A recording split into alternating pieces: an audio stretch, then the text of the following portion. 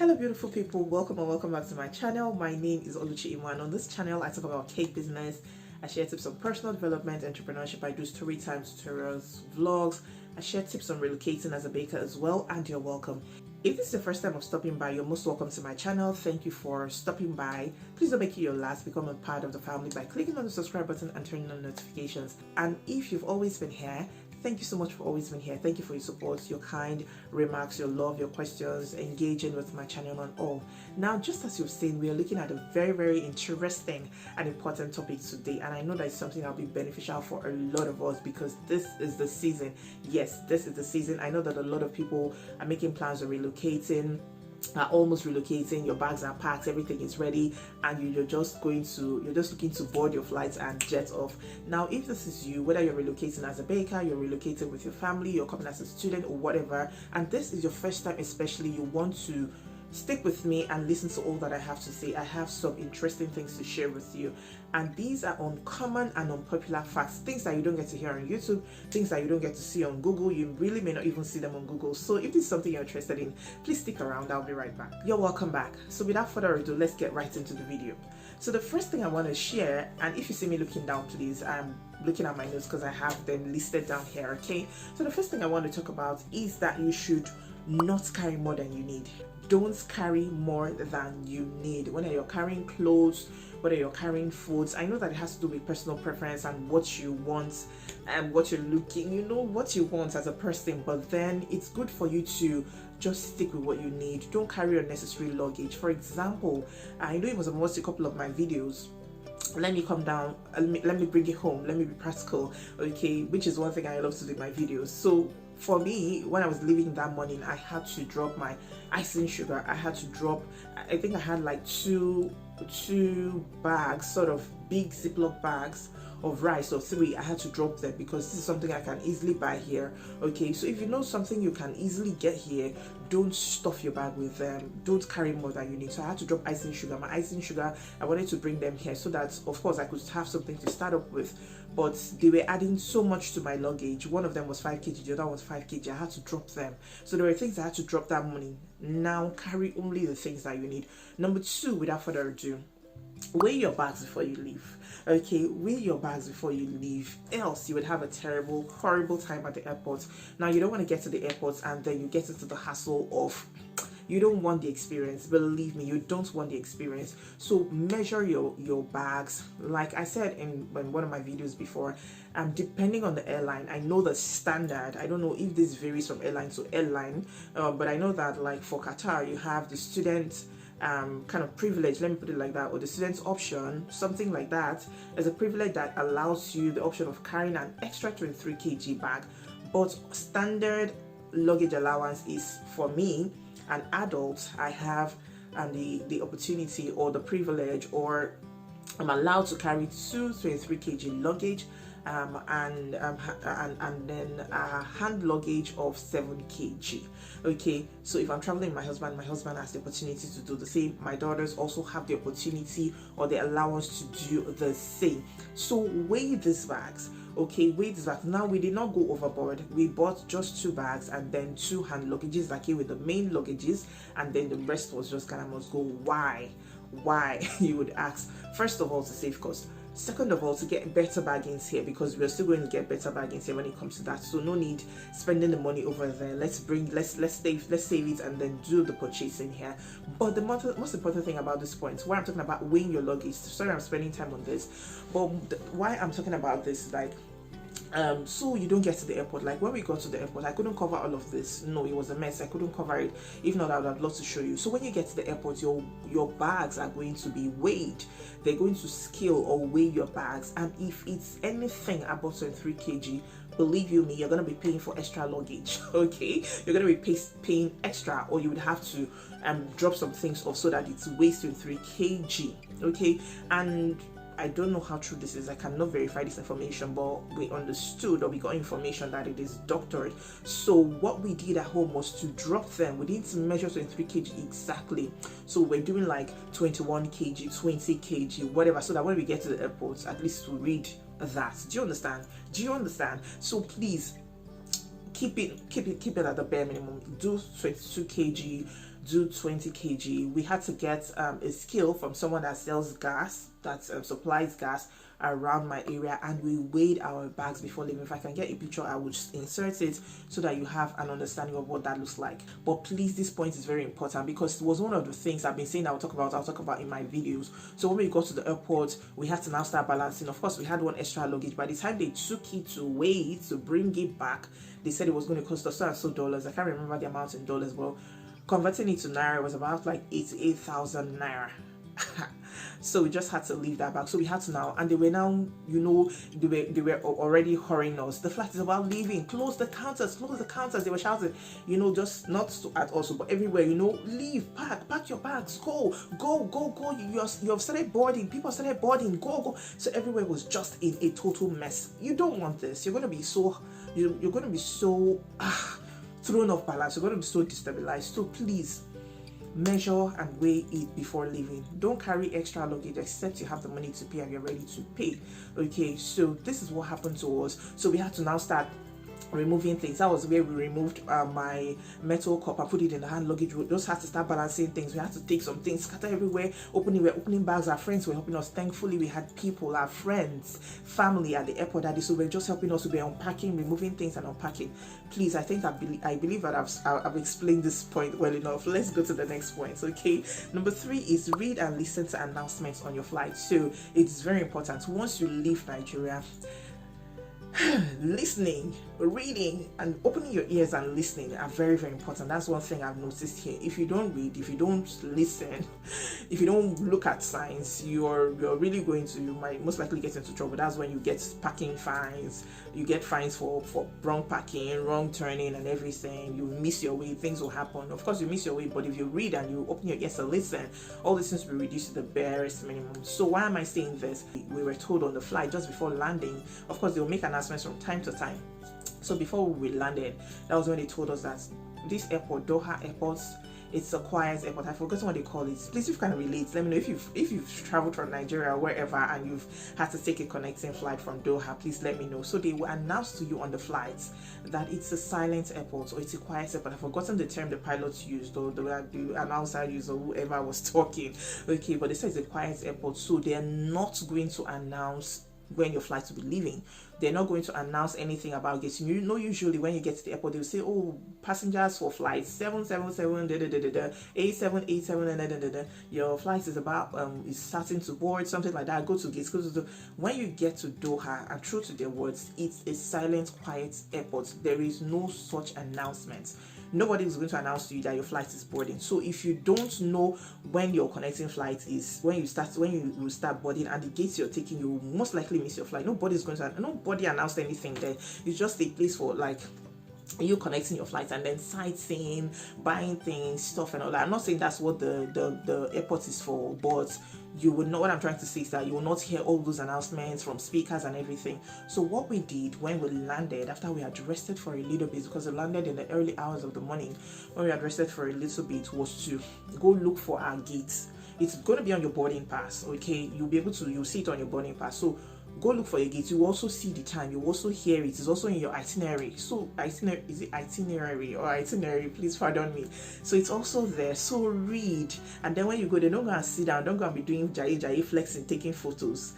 When you have relaxed, you can take photos. But before you go to take photos, please know the gate that you're going to be going through, and then know the flight that you're boarding. Okay, so for us, when it was that time, we just saw people like were already taking note. But when it was that time, few minutes, they will tell you like 20 minutes or 30 minutes before that time, go and start queuing up. So we had to go and start queuing up. Few minutes before that time, you will see people going there. So find your gate. It is not when you are going to be boarding, you're going to be looking for your gate. You'll miss your flight. So please take note of these things. Nobody's going to announce to you anything at Doha Airport. So know your gates, know your flight, know the time. These three things are very, very important. Please, if you're enjoying this video and you're getting value from me, please hit the like button. Support me by hitting the like button and dropping a kind comment right now. Say valuable tips, I can relate, whatever. Just talk to me in the comments and I would really, really appreciate it. So let's go to the next one. I think I've lost count. Number 5 is that if you're Nigerian, eyes on you. It's a sad reality, but that's what it is. Why am I saying this? I'm talking talking based on personal experiences. Okay, so my experience so far as a relocating or a baker who just relocated. So when we got to Doha Airport, you know that gate I told you we were going to board our flight. So we got to that gate. You would pass the first gate, and not too long after, not a gate like a check-in. There's somebody at the table looking at your passport, looking at your face, making sure it's the same person that's in front of him that's in the passport. So when we checked, we were not with our main luggages. We'd already put them, for in the plane. So we're just with our hand luggage. So we had passed the first, so they had checked myself, my husband, my children. We had gone to the second person who was just few meters away, let's say meters, just behind. Okay, but it was another desk before you then pass through a scanner and then you go to the flight bridge to your flight. So this guy was talking to the lady, called my husband's name in their language. I don't know which country, so I don't know what nationality they were just talking in their language, called my husband's name. The lady looked at the passport, other people were coming and passing, looked again, and then at the end she told us, okay, we should just give her our hand luggage, this hand luggage that they're going to tag it for us. They will tag it for us. There was no need to tag this thing. Look, we're just coming from somewhere and we've been with our hand luggage. What's the use of tagging it? So we feel that maybe they went to do some extra checks. Okay, now that this is where you have to be careful. So be very, very alert, be very, very careful, especially if you're a Nigerian. Eyes are on you. You see that green passport? Eyes are on you. Number 6 is this: airplanes are very cool, so you need to kit up.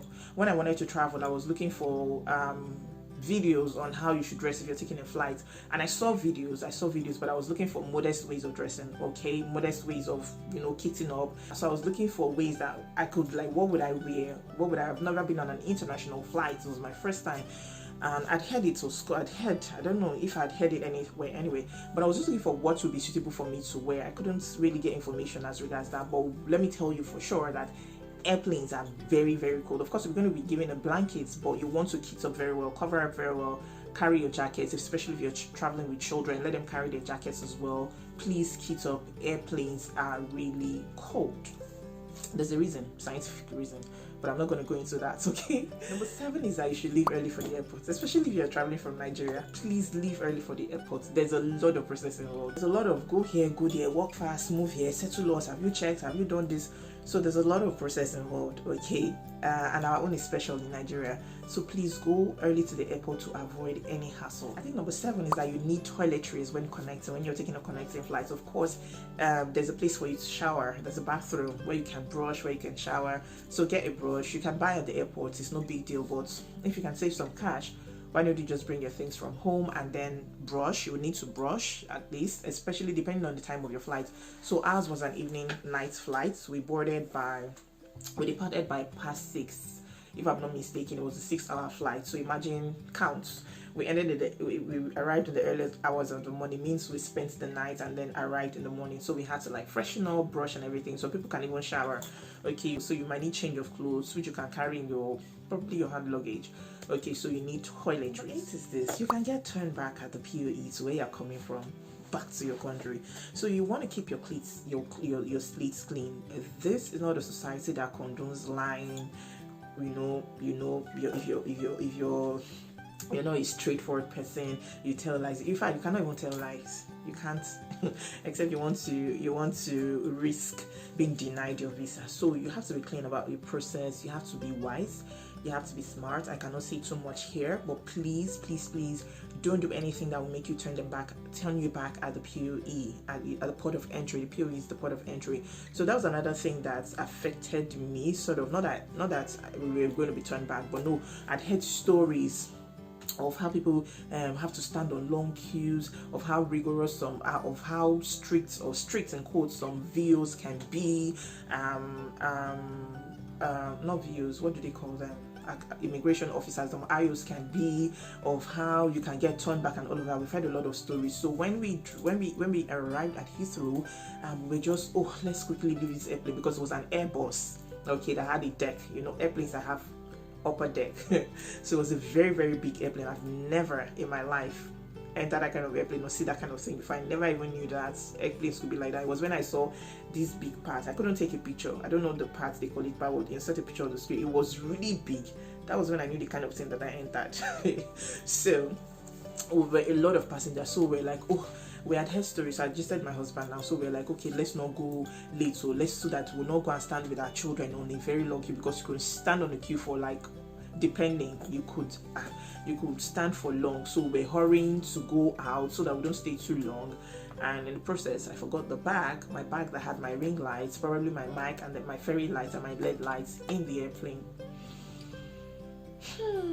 So much for POV stories. But okay, we're not turned back, but I was asked some questions that they already have in their record. So you don't want to go there and be telling lies.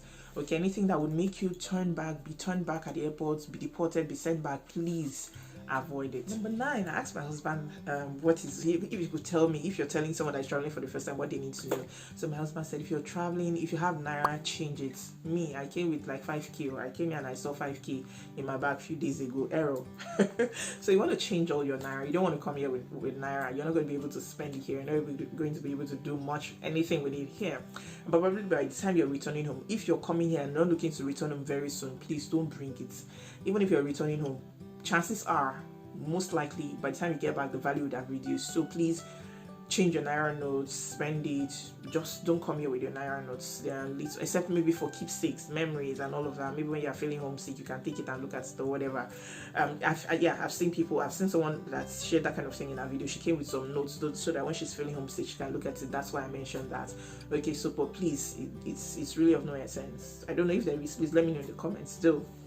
And the final thing I'll be sharing on this video, I have more to share, which I'll put in the part 2. If you're interested in the part 2, let me know and I would share it to you. So the final thing I'll be sharing is, if you have motion sickness, like air sickness, like if you're landing, it disturbs your ears, when you're in motion, like in a bus, in a car, in a ship or whatever, you usually feel like throwing up, please make plans for it.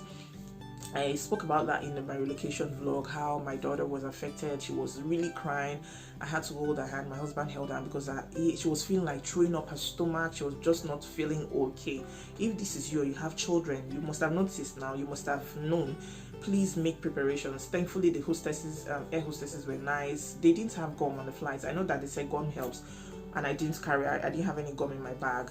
I didn't know it was going to be affecting her on the plane as well, and it was her first time flying. So we asked for gum. They did not have for gum.